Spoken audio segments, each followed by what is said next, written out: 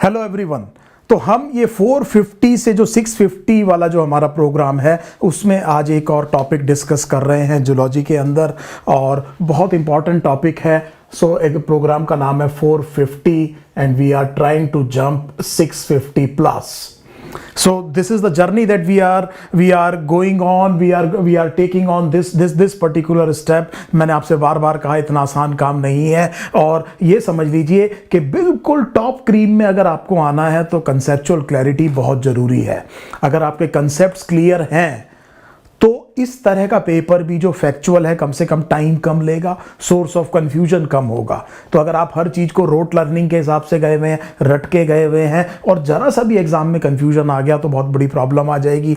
इसीलिए मैं बार बार हर एक स्टूडेंट को कहता हूं कि इट इज़ ऑलवेज एडवाइजेबल कि आप बेसिक कंसेप्ट को समझिए। बहुत सारी फैक्चुअल इंफॉर्मेशन भी जो बायोलॉजी में है उसके पीछे ये समझा जा सकता है वजह क्या है, तो उसको रटने की ज़रूरत हमको नहीं पड़ेगी। एक तो ऑब्वियसली दिमाग ठंडा रहेगा, कंफ्यूजन नहीं होगा, और नेचुरली मैं जब 650 की बात कर रहा हूं, you can understand I am talking about the cream of the Indian students in medical entrance examination. तो जो टॉपिक मैं डिस्कस कर रहा हूं, दिस इज चैप्टर, ये आपकी 12th बायोलॉजी की बुक है, और strategies for enhancement in food production. और जिस टॉपिक को हमने कहा वो that would be animal breeding, और एनिमल ब्रीडिंग में जो खास तौर पे टॉपिक मैं डिस्कस करूंगा that would be in breeding. तो ये बड़ा छोटा टॉपिक है और इसीलिए ये वीडियो भी काफ़ी छोटा होगा। तो थोड़ा सा बेसिक कंसेप्ट्स यहाँ पर हम आपको बताएंगे, आप समझने की कोशिश कीजिएगा कि एक्चुअली इसके पीछे साइंस क्या है और इसको हम क्या समझ सकते हैं। इसमें जेनेटिक्स बहुत इन्वॉल्व होगी, इसमें इवोल्यूशन के कंसेप्ट्स भी इवॉल्व होंगे, और ये एप्लीकेशन ऑफ बायोलॉजी है, बायोलॉजी इन ह्यूमन वेलफेयर है। आप जो साइंस को पढ़ रहे हैं उसका इस्तेमाल कहाँ हो रहा है, उसका टेंजिबल एडवांटेज कहाँ पर आ रहा है। तो it's a very interesting type of topic. छोटा है और थोड़ा सा छोटा ही वीडियो है, बड़े ध्यान से सुनिए, आपको अच्छा लगेगा। तो देखिए ब्रीडिंग का मतलब क्या होता है। तो जनरली हम ये पूछते हैं बच्चों से कि ब्रीडिंग का मतलब क्या है, और यहीं पर अजीब अजीब सी बहुत सारी डेफिनेशंस आनी शुरू हो जाती हैं। यहीं से ही कंसेप्चुअल क्लैरिटी में क्लाउडीनेस आनी शुरू हो जाती है। आप मुझे बताइए, आप जब वीडियो देख रहे हैं पॉज कीजिए और ये बताइए मुझे कि ब्रीडिंग कहते कैसे हैं, और जब आप वीडियो दोबारा शुरू करेंगे मैं भी आपको बता रहा हूं ब्रीडिंग किसे कहते हैं, तब आप सोचिए कि क्या आपका कंसेप्ट बिल्कुल ठीक था। तो इधर देखिए, मैं अगर किसी चीज को इंप्रूव करना चाह रहा हूं, मान लीजिए मैं एक क्रॉप को इंप्रूव करना चाह रहा हूं, मान लीजिए मैं किसी एनिमल ब्रीड को इंप्रूव करना चाह रहा हूं, तो फॉर एग्जांपल किसी क्रॉप की यील्ड बहुत अच्छी है और उसमें डिजीज लग जाती है। तो मैं जब इस क्रॉप को इंप्रूव कर रहा हूं तो मैं ये चाहता हूं कि उसकी यील्ड मेंटेन रहे लेकिन उसमें डिजीज रेजिस्टेंस आ जाए। तो मैं ये इंप्रूवमेंट करना चाह रहा हूं, इसे मैंने क्या कहा, क्रॉप इंप्रूवमेंट। तो जिस चीज पे आप सिलेक्शन लगाते हैं, जिस चीज को आप सेलेक्ट करते हैं या नेचर जिसको सेलेक्ट करती है, वो फिनोटाइप है। तो मान लीजिए नेचर किसी टॉल इंडिविजुअल को सेलेक्ट कर रही है, तो ये टॉल चीज क्या है, ये क्या है, ये फिनोटाइप है, एक्सप्रेशन है किसी जीनोटाइप का।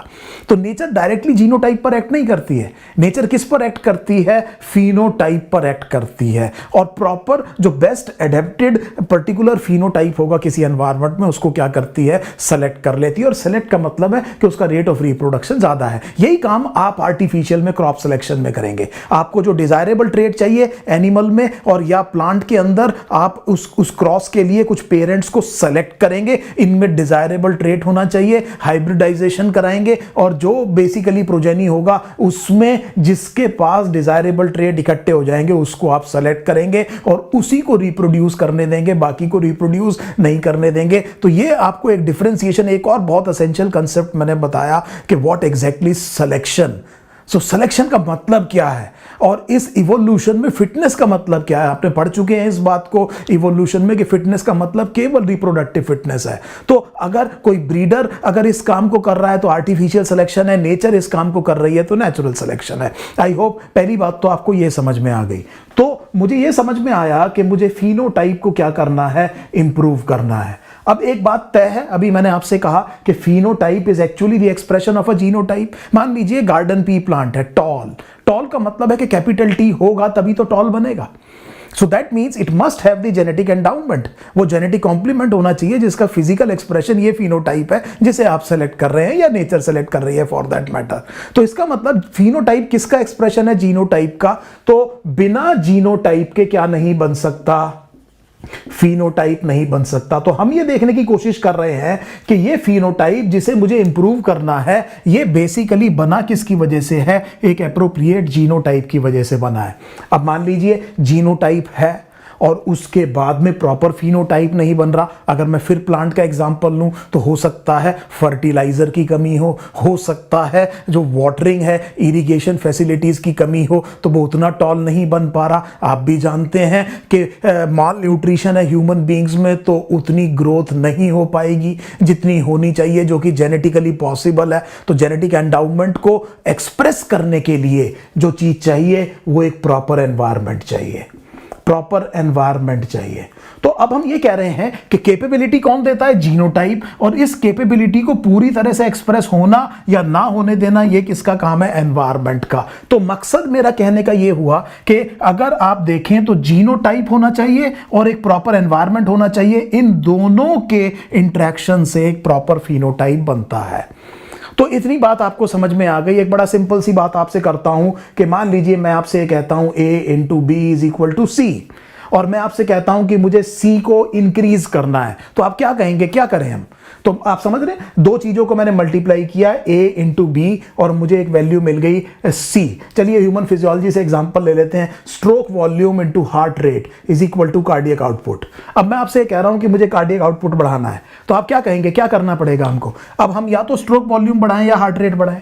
तो इसका मतलब अगर आप इसको इंक्रीज करेंगे तो भी कार्डियक आउटपुट बढ़ जाएगा, अगर आप इसको इंक्रीज करेंगे तो भी कार्डियक आउटपुट बढ़ जाएगा। उम्मीद है आपको मेरी बात समझ में आ रही होगी। अब इस एनालॉजी से मुझे ये बताइए कि मेरे को क्रॉप को इंप्रूव करना है या एनिमल की ब्रीड को क्या करना है? इंप्रूव करना है। और मुझे एक्चुअली क्या चीज इंप्रूव करनी है? फिनोटाइप। मुझे ये बताइए अब केवल आप कि इस फिनोटाइप को इंप्रूव करने के मेरे पास दो कौन कौन से तरीके हैं। तो फिर पॉज कीजिए, फिर सोचिए 2 सेकंड के लिए और फिर come back to the video. तो अब आप ये देखिए, हमने कहा कि हमें इस फिनोटाइप को इंप्रूव करना है और ये इन दोनों के इंटरेक्शन से बना है। तो बेसिकली अगर आप जीनोटाइप इंप्रूव करेंगे तो ऑब्वियसली क्या इंप्रूव हो जाएगा? फिनोटाइप इंप्रूव हो जाएगा। और अगर जीनोटाइप बहुत बढ़िया है तो फिर आप क्या करेंगे? एनवायरनमेंट को इंप्रूव करेंगे, तो इस जीनोटाइप का प्रॉपर क्या होगा? एक्सप्रेशन होगा और फिनोटाइप पूरी तरह से अपने आप को एक्सप्रेस कर पाएगा। तो या तो आप इसको इंप्रूव कीजिए या इसको इंप्रूव कीजिए। This should be now very very simple. अगर आप जीनोटाइप को इंप्रूव कर रहे हैं तो इसे हम ब्रीडिंग कहते हैं। देखिए कितनी देर में मैं इस बात तक पहुंचा हूं। So improving the genotype of an organism so that the phenotype actually gets improved is called as breeding. अब आपको यह समझ में आ गया होगा आपके चैप्टर में कि प्लांट ब्रीडिंग का मतलब क्या है और एनिमल ब्रीडिंग का मतलब क्या है। प्लांट में आपने देखा होगा जर्म प्लाज्म क्यों कलेक्ट करते हैं, आर्टिफिशियल इंसेमिनेशन क्यों करते हैं एनिमल हस्बेंड्री में। आप क्या इंप्रूव करने की कोशिश कर रहे हैं? जीनोटाइप, सुपीरियर एलील्स को क्या कर रहे हैं? इंट्रोड्यूस करने की कोशिश कर रहे हैं। अब now it is now making sense, now this seems to be very interesting.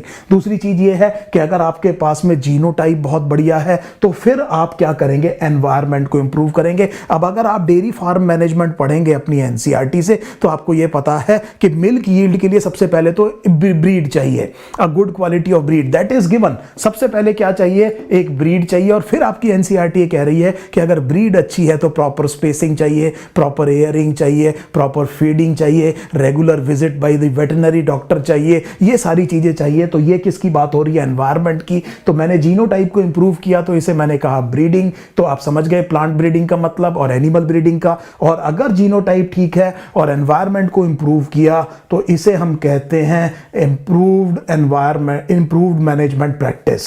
So this is what is called as an improved management practice. So this is absolutely clear. पहली चीज आपको ये बात समझ में आ गई। तो मैं जो बात करूंगा अब एनिमल ब्रीडिंग में वो इन ब्रीडिंग की बात करूंगा। तो जब भी मैंने जनरल बच्चों से बात की है तो they think that in breeding is bad and it is bad. Yes obviously जिस कंटेक्स्ट में आप सोच रहे हैं वाकई में इन ब्रीडिंग बहुत अच्छी चीज नहीं है। Consanguineous marriages between very closely related people नहीं होनी चाहिए ह्यूमन बींग्स में भी। आप सही कह रहे हैं। इन ब्रीडिंग का मतलब ही क्या है कि ब्रीड के जो क्लोजली रिलेटेड मेंबर्स हैं एक किसी ब्रीड के जो क्लोजली रिलेटेड मेंबर्स हैं, मतलब जिनके बहुत बहुत कॉमन क्या है, बहुत नियर और बहुत कॉमन क्या है, एंसेस्टर हैं, उनके बीच में आप क्या करा रहे हैं, ब्रीडिंग। इसको हमने क्या कहा, inbreeding. Obviously the opposite thing would be outbreeding. So पहली बात तो ये समझ में आ गई कि इन ब्रीडिंग किसे कहते हैं। और ज्यादातर बच्चों की बात ये सही है कि इन ब्रीडिंग खराब मानी जाती है।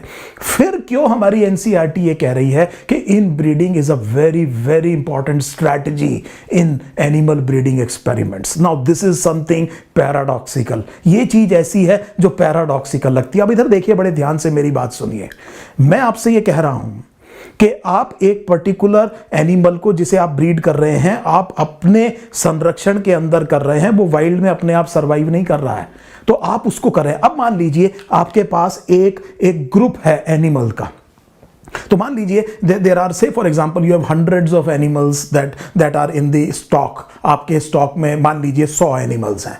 अब आपने ये देखा कि इसमें से सबसे पहले आपने ये देखा कि वो कौन सा ट्रेट है जो मुझे चाहिए। अब आपको मैंने एनिमल ब्रीडिंग की बेसिक बात बता दी है। तो अब आपने क्या किया कि एक मेल लिया, एक फीमेल ली, एक सुपीरियर मेल, एक सुपीरियर फीमेल ली, और इसी ब्रीड की क्लोजली रिलेटेड होनी चाहिए। सुपीरियर मेल लिया, सुपीरियर फीमेल, इनके बीच में आपने क्या कराया, ब्रीडिंग कराया, और प्रोजेनी जो आए उस पर फिर सिलेक्शन लगाया, उसके ऊपर फिर सिलेक्शन लगाया। फिर समझिए इस बात को कि आप सिलेक्शन काफी टाइम तक लगाएंगे, काफी टाइम तक सिलेक्शन लगाएंगे। और सिलेक्शन का मतलब फिर समझ लीजिए कि आप कुछ को रिप्रोड्यूस करने देंगे, कुछ को नहीं करने देंगे। पोल्ट्री जैसी चीजों में कलिंग भी करनी पड़ सकती है। You kill the animal actually. So are you getting this point और not, how the breed is actually improved. अब हम क्या कह रहे हैं कि आप ये जानते हैं कि इन ब्रीडिंग की वजह से होमोजाइगोसिटी आती है। So this is what you are thinking, that this is bad. Yes, this is bad in nature.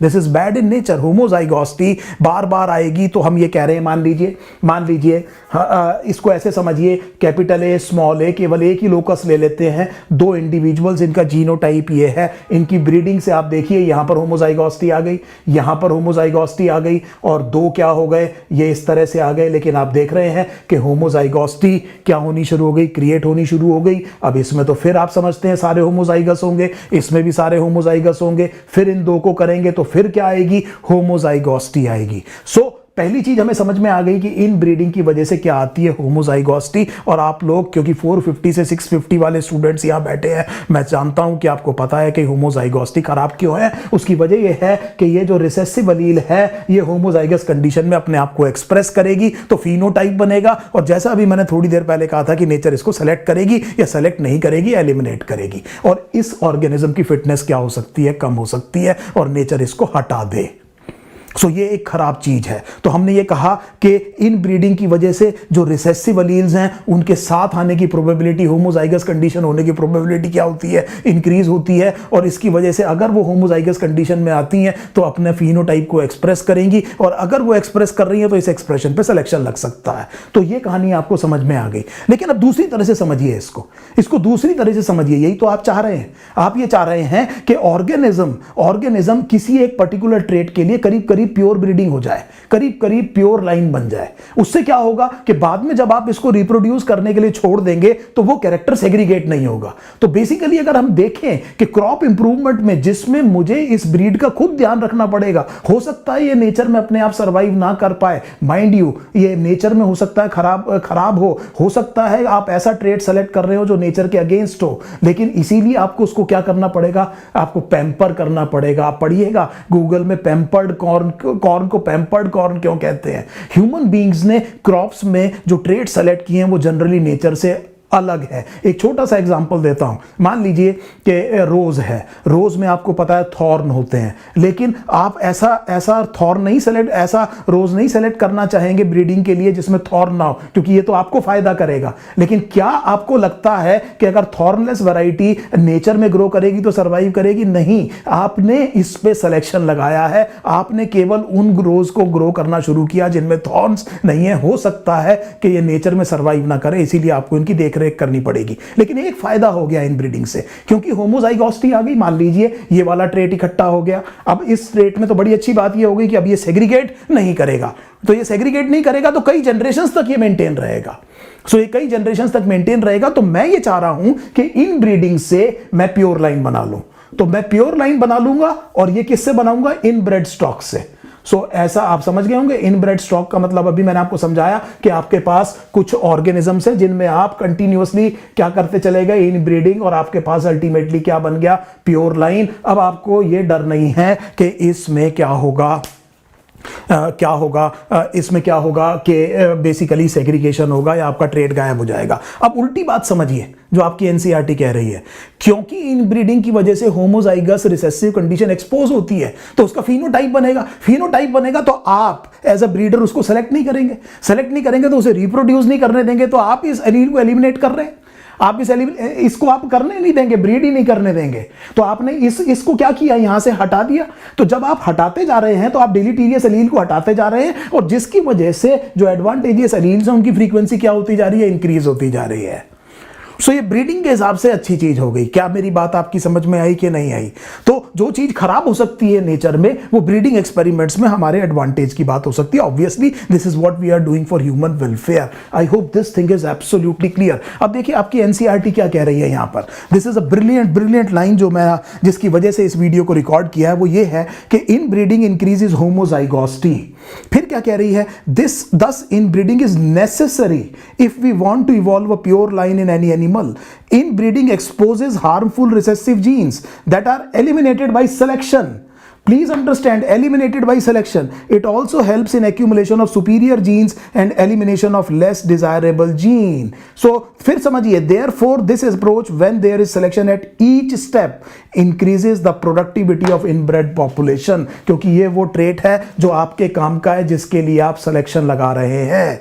तो फिर समझ लीजिए इस बात को, यस इनब्रीडिंग खराब है, लेकिन हम क्या कह रहे हैं कि जब आप ब्रीडिंग एक्सपेरिमेंट कर रहे हैं तो प्योर लाइन आप बनाना चाहते हैं, क्योंकि नहीं तो प्रॉब्लम हो जाएगी। हर जनरेशन में कैरेक्टर क्या हो जाएगा? सेग्रीगेट हो जाएगा, और फिर जरूरी नहीं है प्रोजेनी में सारे के सारे जो एडवांटेजियस ट्रेट हो वो दिखाई दे। इसके लिए आपको किसी स्टॉक में इनब्रीडिंग करनी पड़ेगी, और इस इनब्रेड स्टॉक से आप क्या बनाएंगे? Pure line. जब आप इनब्रीडिंग करेंगे तो रिसेसिव एलील्स होमोजाइगस कंडीशन में अपने आप को एक्सप्रेस करेंगी तो फिनोटाइप बनेगा, और आप इसे एलिमिनेट करते जाएंगे। और क्योंकि आप ये रिसेसिव एलील को एलिमिनेट करते जा रहे हैं, तो ये सुपीरियर एलील्स यहां पर क्या होती जा रही हैं? एक्यूमुलेट होती चली जा रही हैं। ये कह रही है आपकी NCERT.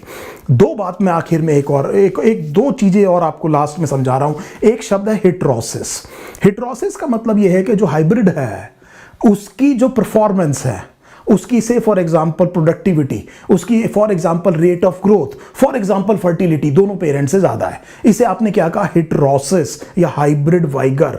This is very very important term. फिर समझ लीजिए, मैंने कहा हेटेरोसिस या हाइब्रिड वाइगर। इसका मतलब यह हुआ कि जब आपने दो इनब्रेड स्टॉक के बीच में, ये भी एक प्योर लाइन है, ये भी एक प्योर लाइन है, आपने इन दोनों के बीच में क्या किया? क्रॉस किया, और जो प्रोजेनी आया, जो आपके पास प्रोजेनी आया, वो कई बारी क्या दिखाएगा? Hybrid vigour. इसका मतलब क्या कह रहा हूं मैं कि इसकी प्रोडक्टिविटी, इसकी rate of growth, meat production से for example in certain cases, milk production, और and even fertility will be more than either of the two. So इसका मतलब इसकी फिटनेस इन दोनों से क्या होगी? ज्यादा होगी। तो इसको आप क्या कह रहे हैं? हाइब्रिड वाइगर या हेटेरोसिस। एक टर्म आती है, उसे कहते हैं heterozygote advantage. So this is some very very good students who are watching this video, ध्यान से समझिएगा। तो बच्चों को लगता है कि शायद एक ही चीज है, हेटेरोसिस और हेटेरोजाइगोट एडवांटेज। हेटेरोजाइगोट एडवांटेज की बात समझिए, आप किसी एक लोकस की बात कर रहे हैं।